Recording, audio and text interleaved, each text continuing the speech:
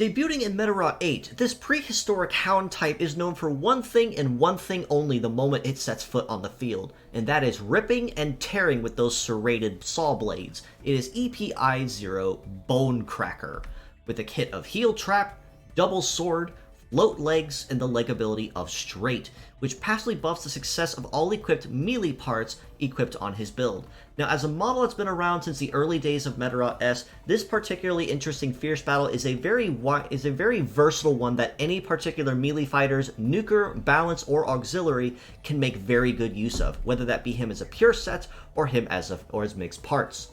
Heel Trap is a setup-based skill that you don't see super often, if at all, but simply put, once the trap is on the field, when the foe tries to initiate any particular healing-based skills, such as repair, restore, super repair, or even stack cleanse in some cases, it will passively damage them over time as long as the trap remains intact, which means it does have a limited number of charges before it needs to be reset, but still serves as a good deterrent to keep anyone from using healing skills.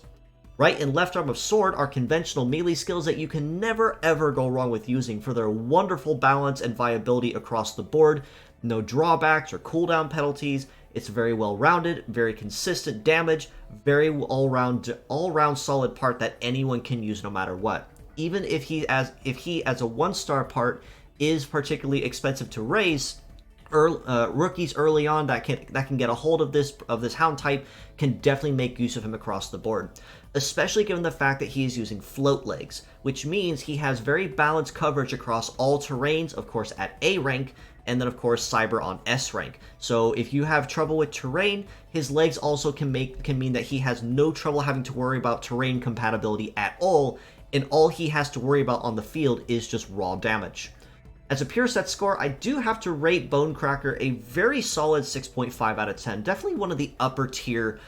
Fierce Battles in this case, given that even if you may not use heel traps super often, his left and right arm of sword are very balanced and very conventional with no major drawback or weakness, and float legs also do negate the need to have to match for a terrain. In addition, the straight ability also does come to Bone Cracker's benefit as well, as it means that he's less likely to have attacks dodged or grazed, and he even has a slightly higher chance of landing critical hits whenever he runs in to take his turn.